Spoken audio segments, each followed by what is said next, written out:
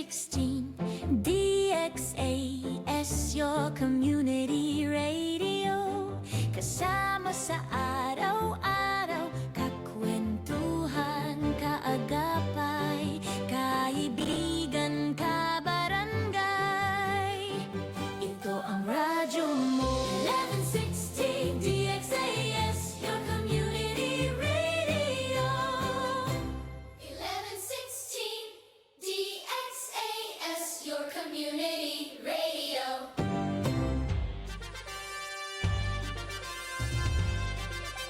This is your community radio, 1116 DXAS, communicating Christ in our world. Ang oras po sa buong Pilipinas ay 9:30 ng umaga. Mga usap, pampamilya, at mga usapin ng tamang pagpapasya. Abay, sasaan ka pa? E di siyempre, dito ka na makinig sa Family Matters.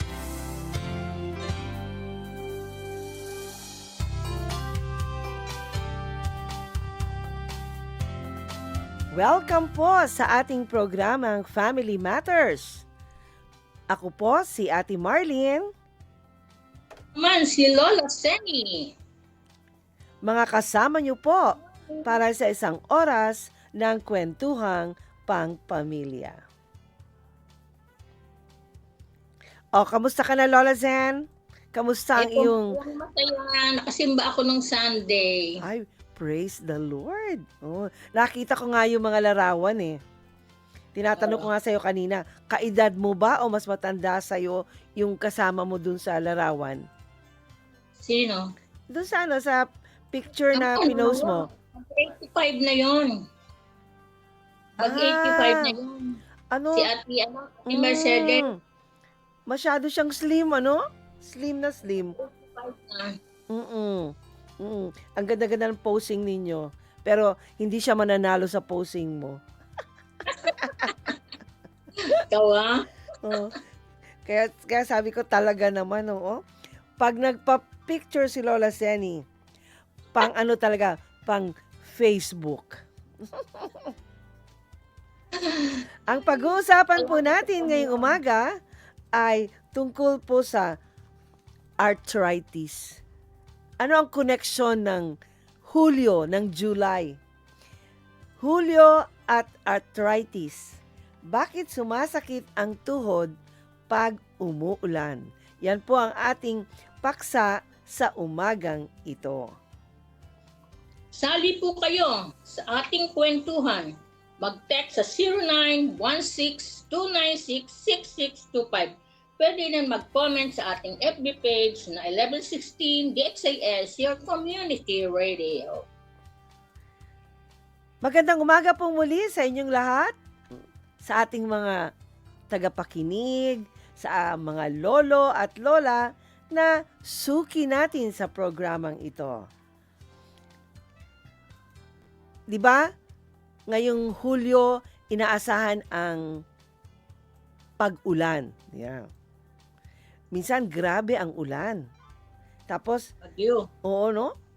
Pagkatapos pa, Lola Sen, pagkatapos ng ulan, ano ang unang nirereklamo, no? Ng mga lolo at lola. 'Di ba? Ano Lola Zen? Ang unang nirereklamo, 'di ba? Tuhod. Oh. Aray, sumasakit na naman ang tuhod. Tuhod, balikat, ulo. Oo nga. 'Di ba? Sumasakit na naman ang tuhod pag umuulan. Familiar ba kayo diyan, mga lolo't lola? Kaya nga ngayong umaga, pag-uusapan natin 'yan. Bakit ba pag tag-ulan, sumasabay ang sakit ng kasukasuan? At higit sa lahat, ano ang magagawa natin nang walang dagdag na gastos at walang dagdag na takot? Ano ang salita ng Diyos dito sa ating paksa na to, Lola Zen? Samahan tayo sa salita ng Diyos ay 2 Korinto 12:9. Sapagkat sa iyo ang aking biyaya, sapagkat ang aking kapangyarihan ay nagiging ganap sa kahinaan. Okay. Na, 2 Korinto 12:9. okay. Tara, usap na tayo. Para to sa ating mga senior citizen, sa mga lolo at lola. Okay. O, ano ang ating unang punto, Lola Zen? Science made simple. Sige, tuloy. Una, Mm. bakit nga ba sumasakit ang tuhod pag umuulan? Hindi ito katang-isip lang. Imagine mo yung tuhod mo na parang balon. Pag mainit at mataas ang pressure ng hangin, nakakompress yung balon. Maliit siya, no? Maliit siya. O, sige, tuloy. Pag umuulan, bumababa ang pressure ng hangin sa labas. Anong nangyayari sa balon? Hindi ko marinig siya. Malaki. Lumalaki ng konti, di ba? Ganyan din ang joints natin. Yung cartilage, yung maninipis na unan sa pagitan ng buto. May nerve endings. Pag lumalaki ng konti dahil sa pagbabago ng pressure, naiipit yung nerves. Kaya ayun, sumasakit. Hindi ka nag-iinarte, Lola. Lolo, totoo yung sakit mo. Sabi nga ng mga doktor, barometric pressure daw. Pero sa simpleng salita, ang katawan mo marunong makiramdam sa panahon. At dahil senior ka na, mas manipis na yung unan sa tuhod mo kumpara nung 20 years old ka pa. Kaya mas ramdam mo, hindi ito kahinaan. Ito ay senyales na matalino ang katawan mo. Oh, yan. May kasagutan yan. Galing sa sensya. Kung bakit ang ating tuhod ay sumasakit pag umuulan. Oh. Tulad ng sabi ni Lola Seni, hindi tayo nag-iinarte. Ang talino ng tuhod natin, alam ng tuhod natin kung tag-ulan na. Matalino, ha? Napakatalino talaga ng ating katawan. Kaya, pag oras na nararamdaman ninyo na sumasakit ang tuhod, kasi nga, umuulan na, no? Yan ang yan ay hindi hindi simpleng lang na simpleng sakit. Senyales yan, okay? Na ang ating katawan ay nagsasabi sa atin na manipis na yung unan sa pagitan ng ating buto na may nerve endings. Kaya, pag lumaki ng konti, dahil sa pagbabago ng pressure, naiipit yung nerves. Kaya ayun, sumasakit. Oh. So ngayon po, alam na natin mga senior citizen. Bakit kasi nga pinagtatawanan tayo minsan, di ba? Minsan nga binibiro na tayo ng ating mga apololozen. Hala, umuulan na naman. Sasakit na naman ang tuhod ni Lola, ni Lolo, di ba? So ngayon, alam na natin kung bakit. Ngayon, tanong po namin sa inyo, Lolo, Lola, anong parte ng katawan ninyo ang unang nag-a-alarm pag umuulan? Yung kanta ni Lola Seni, paa, tuhod, balikat, ulo. O yan. Alin doon? Tuhod ba? Balikat o kamay? Isipin nyo lang po habang nakikinig. Mamaya, ikuwento po ninyo sa inyong mga apo. Ang importante, pakinggan ninyo ang inyong katawan. Yan ang unang gamot.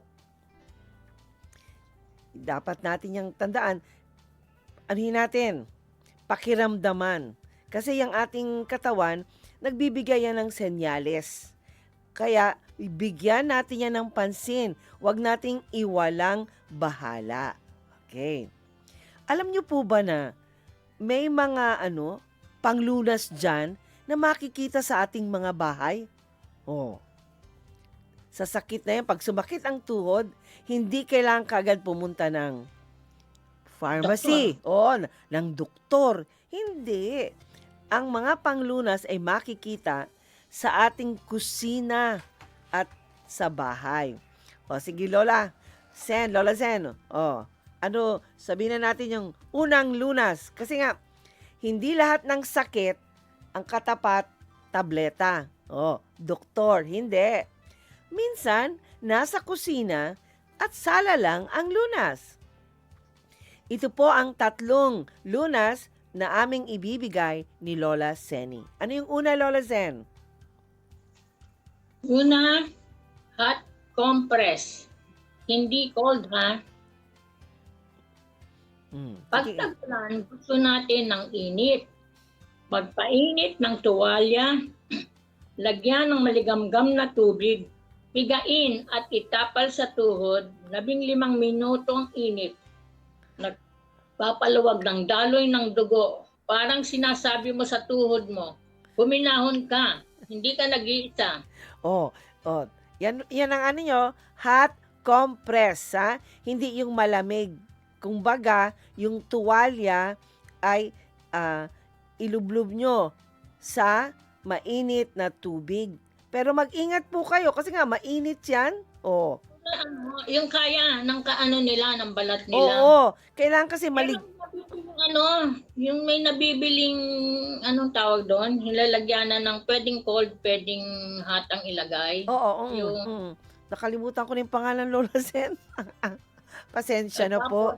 Yung idadampi natin doon sa part ng masakit sa katawan natin. Yun ang Ginagawa ko yan eh. pwedeng substitute yung sinasabi ni Lola Seni na kung walang tuwalya yon. Kung alam niyo po ang pangalan nun, paki-text po sa amin. Tapos kailangan po pag mainit na yung tuwalya, 'di ba? Lagyan ng maligamgam na tubig. Kasi bakit? Masyado yung mainit. Hindi niyo yun mapipiga pag sobrang init. So, kailangan maligamgam. Pag sinabing maligamgam, hindi naman masyadong malamig, hindi rin masyadong mainit. Yung bang, ano lang, Lola Sen, kaya mo ba? Kaya mong tiisin? Kasi iba yung hot, iba yung warm. Yung Oo. warm, kakaya ng balat natin. Kaya, Warm compress. so pagkatapos nun, yun ang itapal nyo sa inyong tuhod ng 15 minuto. Huwag nyong tanggalin kasi kailangan 15 minuto. Yan. Ang magiging resulta niyan, ito, yung init, magpapaluwag ng daloy ng dugo. Kaya Ang nga, sabi ng doktor sa akin, mm, warm muna.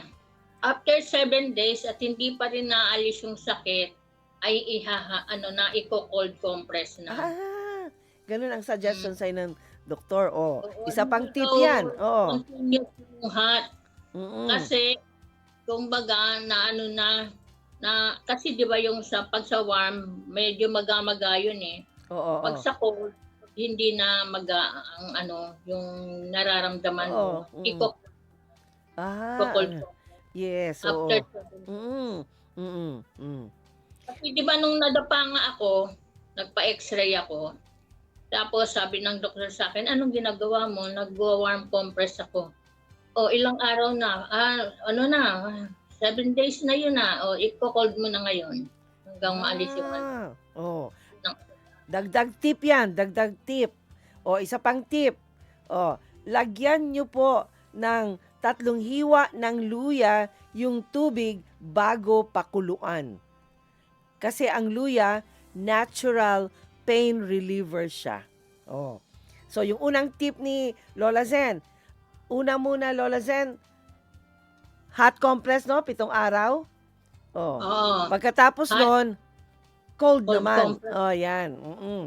Tapos yung ikalawang tip namin, maglagay ng 3 hiwa ng luya bago pakuluan yung tubig. Sa tubig. Oh, yes. Pakuluan sa Oh. tubig. Kasi yung tubig Ginagawa noon, ko rin yan. Ate Marlene, ginagawa ko rin yan. Hindi lang yan pag may masakit yung tuhod ko, pag yung inuubo ka, pag yung may plama ka, yung parang ibang pakiramdam mo. pwede mong inumin. Ayan, inumin mo yan. Luya, tapos lemon, tapos yung warm water. Oo, oo. I, i- ibaboil mo muna yung luya sa Mm. tubig. Mm. Tapos pag iinumin mo na, lagyan mo ng lemon. Okay. So maganda pala yan sa ubo. Oh.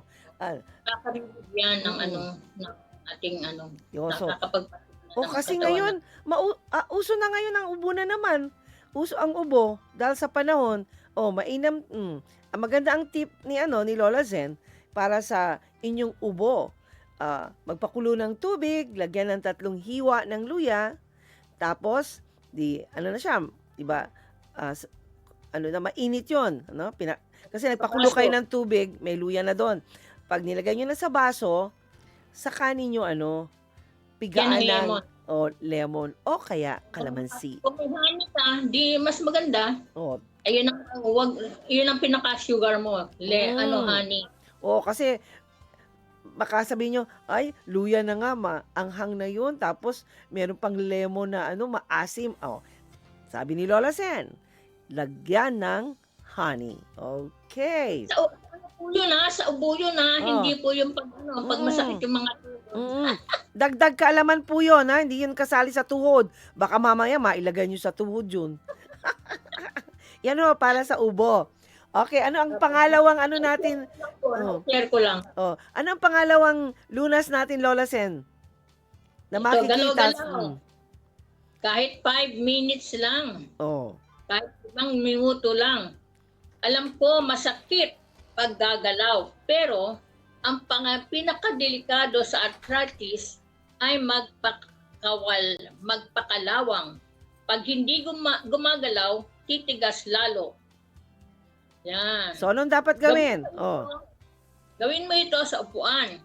Iunat mo ang binti bilang ka ng 1 hanggang 5. Ibaba. 10 beses lang sa bawat tuhod. Habang nanonood ng TV. Hindi exercise, kundi pagpapadulas lang sa langis ng tuhod. Stretching ang tawag dyan. So, kasi totoo naman. Galaw-galaw. Totoo naman kasi pag hindi natin ginagalaw, ang anumang parte ng ating katawan, kakalawangin talaga.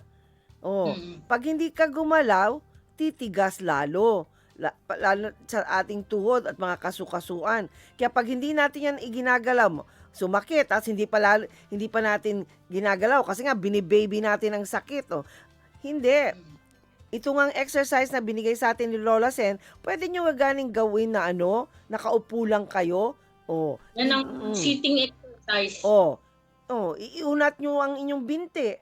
Nakaupo kayo. Humanap kayo ng silya na komportable kayo. Tapos iunat ninyo ang inyong binti. Tapos magbilang kayo ng 1 to 5. 1 to 5 lang mo. Tapos Pwedeng 10.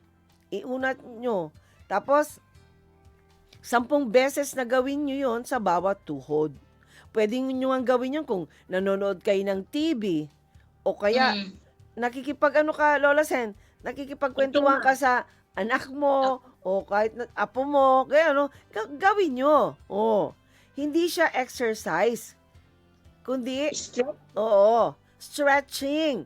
Para bang pagpapadulas lang sa langis ng tuhod.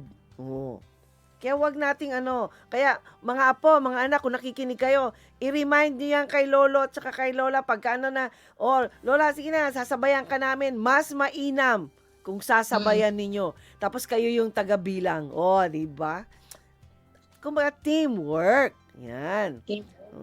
So, una nating lunas, hot compress at hindi cold. Ikalawa, galaw kahit 5 minuto lang. Ano ang ikatlo nating panglunas, Lola Sen? Timbang at sapatos. Uy, ano yun? Bawat 1 kilo na mababawas mo, 4 na kilo ang nababawas sa pressure sa tuhod mo. Hindi kita pinapapayat, Lola. Pero kung kaya, bawasan ng konting kanin. At yung tsinelas na malambot at maluwag, palitan mo ng may support. Ang tuhod mo, foundation ng bahay mo. Pag sira foundation, lahat apektado. Yun na. So, alam ko, masarap kumain pag may kanin. No? Lalo na pag ang ulam tulad halimbawa ng adobo, tuyo, yung mga bulad, ay nako, isaw-saw pa sa suka na merong konting sili. Lalo na yung tapos sinangag pa ang kanin, ewan ko na lang. Pero, kasi, yun nga, nabanggit dito, sa bawat 1 kilo na mababawas natin sa ating katawan, tingnan nyo, 4 na kilo ang nababawas sa pressure ng tuhod natin. Mantakin nyo, ang laki ng nawawala. So, sa 1 kilong mababawas sa ating timbang, 4 na kilo naman ang nababawas na pressure sa tuhod ng mga lolo't lola na tulad natin. Hindi po to pagpapayat. Hindi. Pero, hindi namin sasabihin kung kaya. Dapat kayanin. No? Magbawas po tayo ng konting kanin. Ano gani yung ating pinggang Pinoy? Di ba pinag-usapan natin sa natin? Yung Yung isang hati, yung isang 1/4 ay vegetable and fruits. Hindi, ang kalahati talaga ang Kalahati vegetable and fruits. Mm-mm. Tapos 1/4 ay protein. Oo. Tapos 1/4 ay carbohydrates. Tingnan nyo. ang kanin. Ganun lang Kanin. kadami ang kanin dapat. Kalahati talaga ng plato natin, gulay at prutas. Tingnan nyo, kahit nga yung protein, yung karne, ang liit lang. Ano nga? Itlog. Kasing Itlog. Hindi yan. Isda. kasing laki ng dapat ang laki ng hiwa ay kasing laki lang ng posporo. Hindi yung posporong ang laki-laki ha, yung posporong maliit. Yun ang dapat ang kanyang size. Tapos yung isa pang 1/4, yun ang kanin. Ganun lang karami ang kanin. Pag nagbawas tayo ng kanin sa ating plato, siguradong magbabawas din tayo ng timbang. Totoo yan, Ate Marlene. Effective yan. Kasi dati 75 ang ko. Ngayon 65 na lang ako. Ay, ang Na-maintain ko No. ng 65. Ang laki. Na-maintain ko na. So, imagine mo, 10 na. Imagine mo ang natanggal na pressure sa tuhod mo.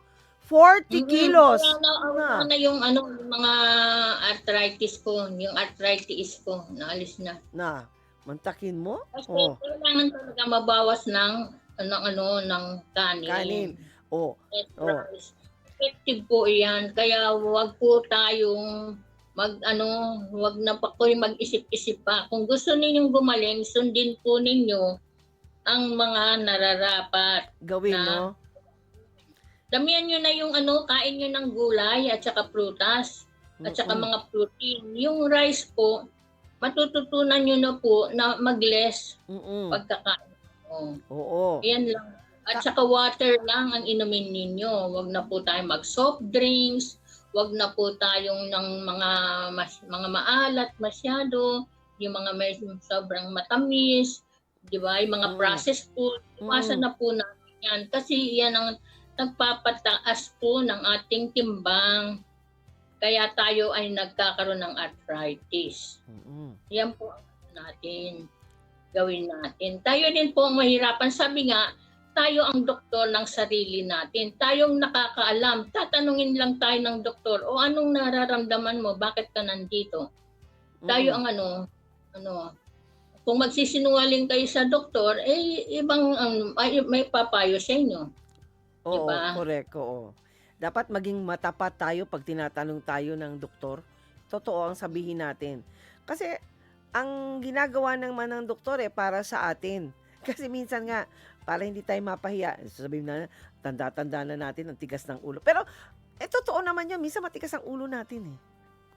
Kaya, May mainam na nag-check sa atin, di ba? May nagpapaalala. Kasi nga, may mahal. check-up ka pa. Hindi ka Oo. na naman susunod, di ba? Oo. Kaya naman tayo pinagsasabihan minsan sa mali natin kasi mahal nila tayo, concern sila sa atin, pinapahalagahan tayo. Tsaka, pero, Lola Sen, alam mo ba ang tsinelas ko? Malambot at maluwag. Kasi yun ang gusto ko. Malambot, hindi masakit sa paa. Pero ito pala, nabanggit mo, kailangan palitan mo na ang tsinelas. Kailangan palitan na ang tsinelas. Kailangan, hindi naman sobrang tigas, no? Hindi naman. At wag naman din maluwag. Yung eksaktong-sakto lang dapat ang tsinelas natin. Ang tuhod kasi natin, pundasyon ng ating katawan.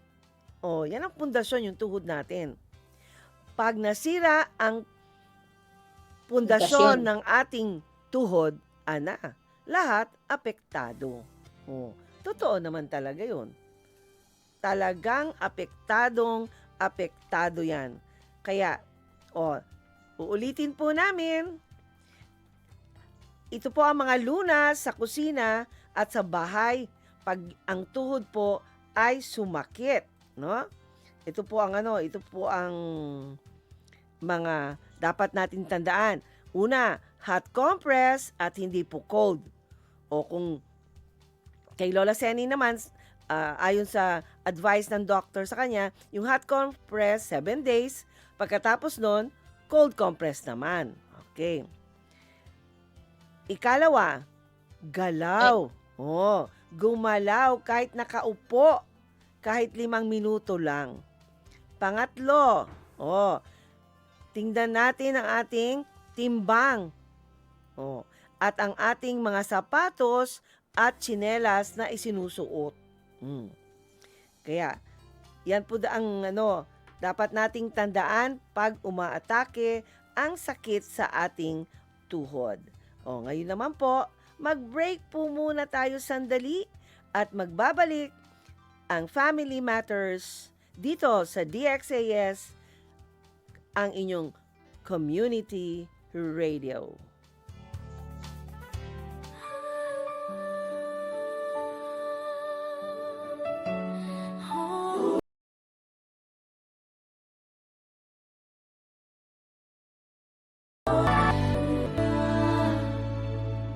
Ang pamilya simula pa man noon, ang Diyos ang nagbuo at nagdisenyo. Sadyang kay ganda at mahalagang pundasyon, tayo ay bahagi ng dakila niyang plano.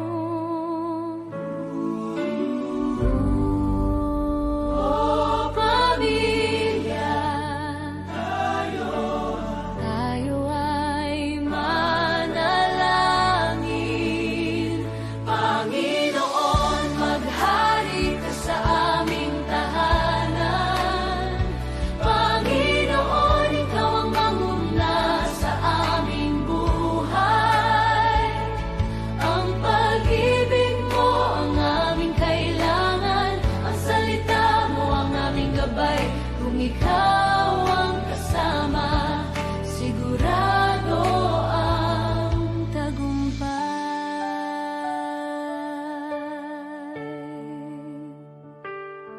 Sa gitna ng pagod at ingay ng mundo, may isang silungan na laging totoo.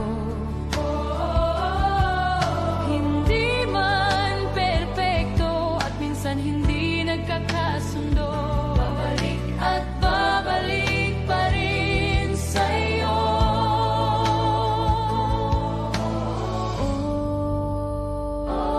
Pamilya, tayo ay manalangin.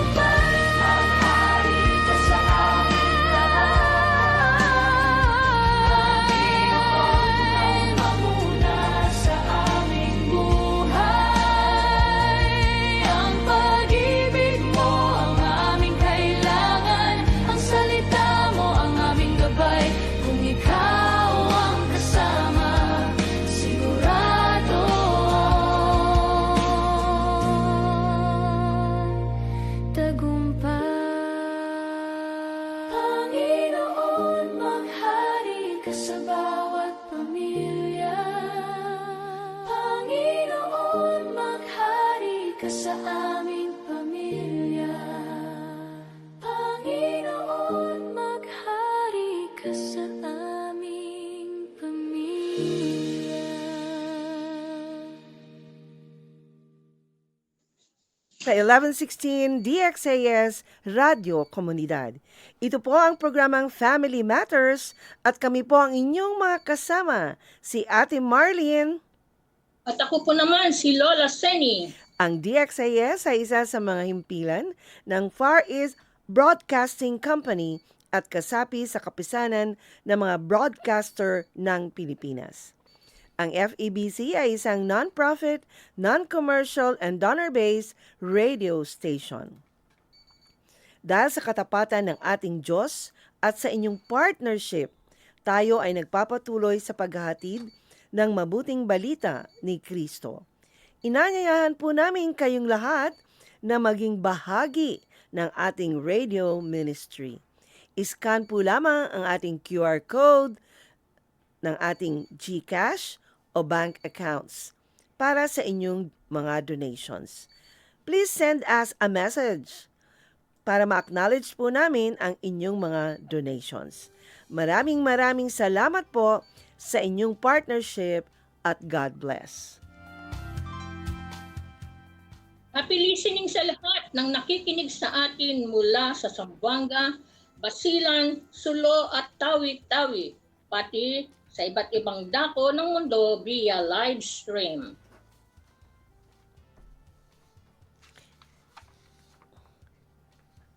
Kanina po, napag-usapan natin ang tungkol sa Hulyo at arthritis. No? Bakit sumasakit ang tuhod pag umuulan? I-recap po natin ang unang dahilan ebidensya galing sa siyensya, science made simple. Sabi nga, pag umuulan, ang ating mga joints, okay? Ang ating mga joints, yung ating mga tuhod. Sabi nga, pag mainit at mataas ang pressure ng hangin, nagiging maliit. Lumiliit ang ating yung kumbaga yung unan sa ating sa paligid ng ating tuhod. Lumiliit 'yon. Pag umulan, bumababa ang pressure ng hangin sa labas at ang nangyayari, lumalaki ng konti. Kaya sumasakit yung ating tuhod. Ikalawa naman, may lunas yan na makikita natin sa ating kusina at sa ating tahanan. Siya nga po pala, meron kaming hugot na tanong sa inyo dun sa ating pinag-usapan na tungkol sa lunas sa kusina at sa bahay. Ano yung isang bagay na tinitigilan mong gawin dahil sumasakit ang tuhod mo? Anong gawain na itinigil mo na dahil nga sumasakit ang tuhod mo? Ano yon? Yung paglalaba ba? Pagdidilig ng halaman? O pagsisimba? Okay. Huwag nyo pong huwag nyo pong ibaon yung mga yan. Sa susunod nating punto na pag-uusapan ngayon, bibigyan namin kayo ng paraan para maibalik ninyo ng dahan-dahan yung mga gawain ninyo na ginagawa nyo dati nung hindi pa sumasakit ang tuhod nyo, pero ngayong sumasakit na, itinigil nyo. Yan. Yan ang ating pag-uusapan ngayon. Balik po tayo sa verse natin. Ano yung verse natin, Lola Sen? Balik tayo sa verse natin sa 2 Korinto 12:9. Sapat sa iyo ang aking biyaya sapagkat ang aking kapangyarihan ay nagiging ganap sa kahinaan. Okay. 2 Korinto 12:9. Sige. Paliwanag mo, Lola Sen. Mga lolo't lola, Hindi sinabi ni Lord na tatanggalin ko agad ang sakit mo. Sabi niya, sapat ang biyaya ko. Ibig sabihin, bibigyan kanya ng lakas para tiisin, talino para alagaan, at pag-asa para hindi sumuko. Yung sakit sa tuhod, hindi parusa yan. Signal yan. Signal na dapat mong pakinggan ang katawan. Signal na dapat kang magpahinga. Signal na dapat kang humingi ng tulong sa anak mo. Sabi dito, si Apostol Pablo mismo may tinik sa laman. May tinik sa laman. Hindi ito tinanggal ni Lord. Pero binigyan siya ng biyaya para magpatuloy mangaral. Ganyan din tayo. Hindi natin makokontrol ang ulan sa Cagayan de Oro. Pero makokontrol natin kung paano natin aalagaan ang tuhod natin habang umuulan. Ang pananampalataya ay hindi yan isang magic na mawawala ang sakit. Ang pananampalataya ay lakas para bumangon kahit masakit at magpasalamat pa rin.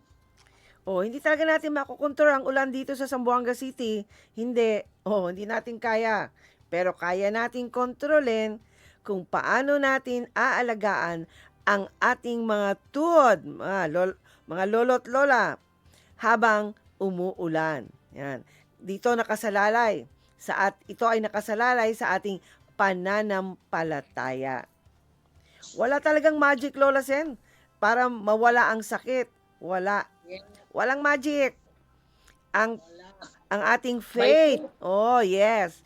By faith. Ay lalakas ang ating mga tuhod. By faith. Pananampalataya sa Diyos ang pinakaano. Dapat para bumangon tayo kahit masakit at magpasalamat pa rin. Yan. Kaya, ikaw, Lola Sen, matiisin ka ba na sa sakit? Kaya? Malakas ako sa pain ko eh. Sabi nga ni Lloyd at ni JC, daw ako sa pain. Ibig sabihin, mataas ang threshold mo. Kumbaga, kaya-kaya mo talaga. Oo. Yung nadapa ako eh. Sabi nila, namamagana yung paa mo eh, para nga pang hindi hindi ko iniintay yung Yung sakit. Yung sakit At saka mas gusto kong ako na lang ang gumamot. Kasi nakokontrol mo yung paghawak, di ba? Kasi pag iba ang humahawak, nasasaktan ka. Kasi hindi naman nila, totoo yan. Kung nagagamot sa sarili ko, nakakaya ko. So ako na lang ang nagagamot. At saka, dapat natin tandaan, ako kasi, aaminin ko, maigsi talaga ang threshold ko sa sakit. Basta sakit, para akong baby na ngawa ng ngawa, reklamo ng reklamo. Pero napansin ko na, habang tumatanda ako, kasi nga, nakatingin ang mga apo ko pagka, anong nangyari sa'yo, Lola? Bakit ganyan, no? Yung parang, nagiging ba ako dahilan para ang mga mangamba ang mga tao sa bahay? Kaya, naisip ko talaga na, habang tinitiis ko ang sakit, kasi nga sabi nga ng isang doktor, alam mo, kung ang sakit kaya mong tiisin, huwag kang uminom ng gamot. Hindi yung gamot kaagad. Tiisin mo. Ganyan. Dinagdagan pa ng aming pastora. Sabi niya, habang tinitiis mo, magdasal ka. Sabi ko, masakit na nga. Hindi na nga ako ang nasa isip ko nga, yung sakit, paano mawawala yung sakit? Samahan mo nga ng dasal. Kasi pag nagdarasal ka, mawawala yung concentration mo dyan sa sakit. Kasi ganyang tinututukan mo talaga ang sakit, talagang ano yan. Yan lang ang atensyon mo binibigay mo, talagang masakit. Kaya, Sabi nga ako, Marlene, huwag mong ibe-babyhin. Huwag mong oo, babyhin yung anak mo. Kasi ako, ang sabi ko, Dok, okay lang po uminom ako ng paracetamol. mm, Sabi niya, pag kaya mo naman, huwag ka nang magsanay sa Ginawa ko, hindi na ako umiinom. Nawawala lang yung sakit. oo, Kaya talaga na ikaw na rin pala ang makakapag-control. Kung ayaw mong uminom ng gamot at kaya mo naman yung pain, bakit kailangan mong uminom ng gamot? Sabi ko, gumaling din naman pala ako ng Mm. walang talaga. At saka mapapansin mo din, Lola Sen, pag marunong kang magtiis, no? Mm. Pag marunong kang magtiis, lumalakas ang mo. Yung para bang hindi ka madaling mangamba pag kaya mong tiisin, nagagawa mo kasing pag tinitiis mo, parang lumalakas ang loob mo. Parang ako nafe-feel ko na, kaya ko naman pala eh. Naano ko sa, hindi naman pala ganun kasakit din eh. Kaya naman pala tiisin. Oh. At saka ang napakaganda rin dahil sa verse natin, 'di ba? Sa 2 Corinthians chapter 12 verse 9, 'di ba? Sinabi mo, sapat sa iyo ang aking biyaya, no? Mantakin mo, talaga? Yung sapat na Oo. pangailangan. Hindi naman ibibigay ng Diyos yung sakit na yan kung alam niyang hindi mo kaya. At saka, kaya natin kasi kasama nga natin ang Diyos. Hindi naman tayo pababayaan eh. Kumbaga, subukan natin kung hanggang saan ang kaya. Kaya nga, 'di ba? Mas gumaganda, mas humahaba ang ating pasensya pag marunong ka magtiis.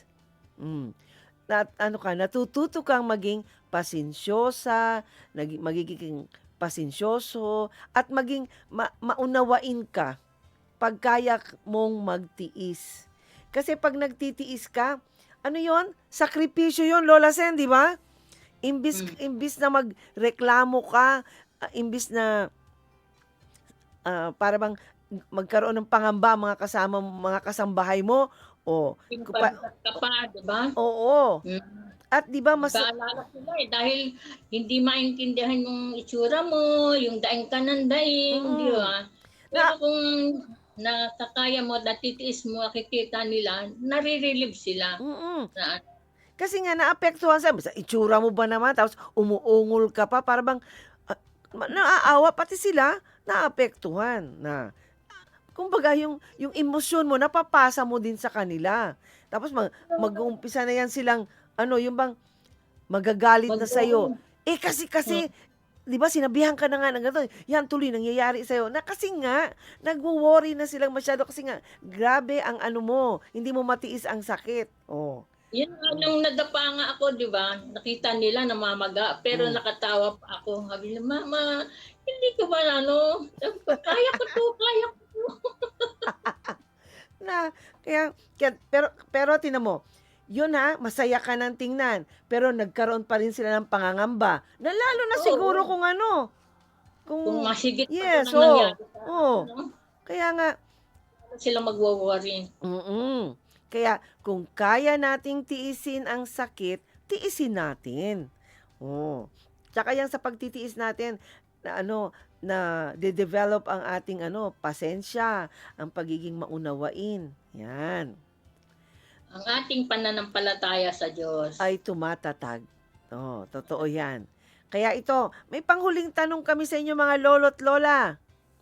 Ano ang isang maliit na bagay na ipagpapasalamat mo sa katawan mo ngayon?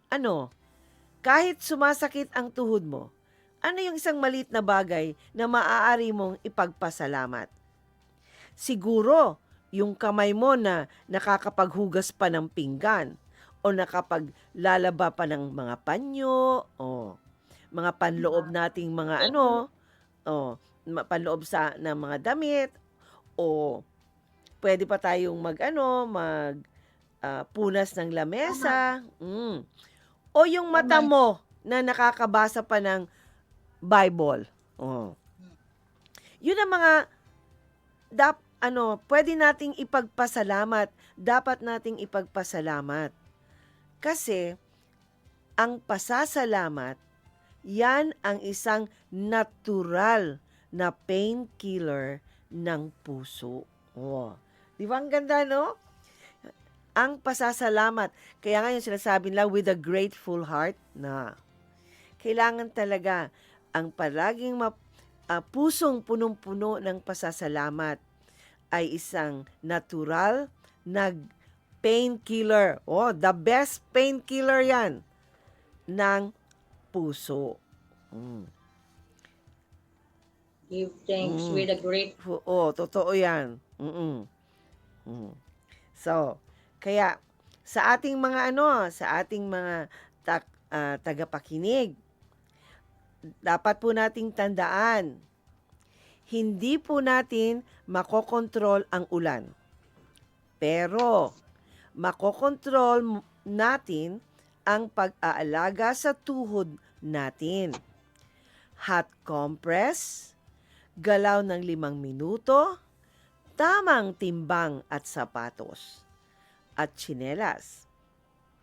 At higit sa lahat, tandaan natin, sapat ang biyaya ng Panginoon. Ano nga itong Lola Sen, ano itong nasa Kawikaan 16:31? Anong pakibasa? Sabi sa Kawikaan 16:31, ang puting buhok ay magandang korona. Natatamo ito sa buhay na matuwid. Lolo, Lola, korona yang puting buhok mo. Alagaan natin. Wow, crown of glory. Correct. Oh. 'Di ba? Oh, 'yan. Alagaan talaga natin yang yang puting buhok na 'yan. Senyales siya ng karunungan, karunungan at biyaya ng Diyos sa atin. Okay, Lola San, ikaw ang mananalangin ngayon. Yes. Manalangin tayo. Panginoon, maraming salamat po sa aming napag-aralan sa araw na ito. Ikaw ang Diyos na buhay. Ikaw ang may kontrol ng lahat ng bagay. Pinupuri ka namin, O Diyos. Pinasasalamatan ka namin sa lahat ng mga ginagawa mo sa amin, sa biyaya, kalusugan at kalakasan. Lord, maraming salamat. Sabi mo, hindi mo namin makokontrol ang ulan, pero makokontrol namin ng pag-aalaga sa tuhod namin.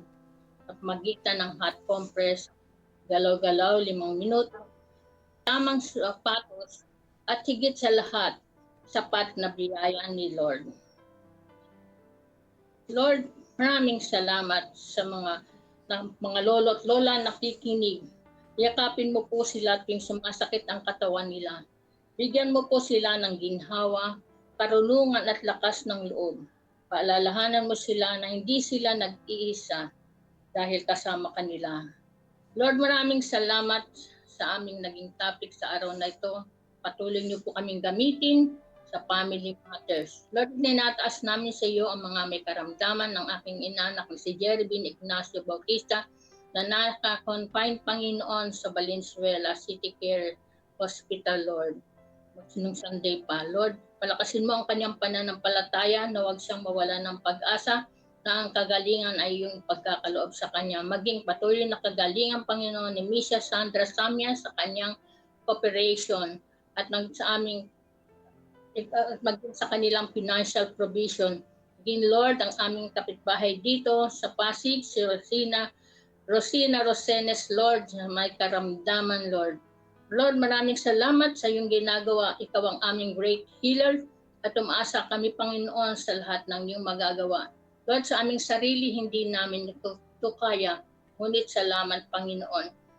Kahit sa puting buhok namin, kaya mo, pwede mo pa kaming gamitin sa ministry ng Family Matters. At ito ay salamat po sa Crown of Glory na iyong ipinagkaloob upang may pagpatuloy namin ang paglilingkod sa iyo sa pamagitan ng radio ministry. Maraming salamat po, Panginoon. Patuloy niyo po kaming ingatan at gabayan.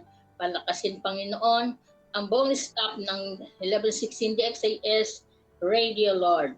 Ikaw, Panginoon, ito mga Panginoon ay binabalik namin sa iyo ng lahat ng may papuri at pasasalamat. Natatangin lamang ang imbugtong na anak na si Jesus. Amen.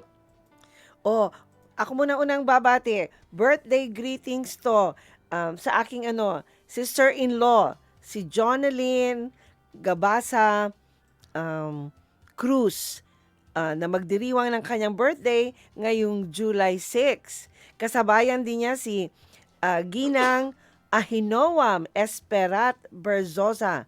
Birthday din niya July 6. Happy birthday po sa inyong dalawa. Ikaw, Lola Zen, may babatiin ka? Anniversary ito. Yung pamangkin ko nasa New Zealand. June 42 Ramon and Bay Patero.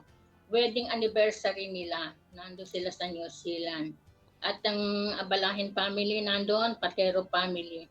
Sa July 3, Panginoon, happy birthday! July 3, Hope Trinidad, the churchmate namin nito, anak ng pastor namin sa bukas na yon. Mata. July 7, yung kapatid ko, nasa New Zealand, si Ate Lilia Patero. Na siya, 80 years old. Wow! At yung aking apo, Panginoon, apo, nasa sa churchmate din, July 11, Antoinette Asilom. Advance to, July 12. Yung pamangkin ko, nasa, nasa Marikina, si, Kim Lewis, si Casey Caspi, at July 14, yung ating, sa Samba Sulta, si Sarah May. 14 pala birthday nun, ha? Birthday niya, July 14 din. Yan lang. Okay. Next, So sa lahat po na nagdiriwang ng kanilang kaarawan at mga anibersaryo, maligayang pong bati mula sa Family Matters 1116 DXAS. Nais po naming pasalamatan ng aming mga technicians na sina Romel Paulino, Rolando Alfonso. Abangan po ninyo ang susunod na programang Radyo Sin Kauman kasama si Uto Mobin. Tuwing 9:30 ng umaga, Lunes hanggang Sabado, ay mapapakinggan ang Family Matters. Maraming salamat po sa lahat ng aming tagapakinig. Mag-ingat sa paglalakad, pagmadulas ang kalsada. Magsama-sama po tayong muli sa susunod na Huwebes. Ako po si Ate Marlene. Ako po naman si Lola Seni. Na nagpapaalala sa inyo, ang pagtanda ay isang biyaya, hindi parusa. Ang Family Matters ay kasama ninyo sa pagtataguyod ng pamilyang Pilipino. Bye! On Thursday.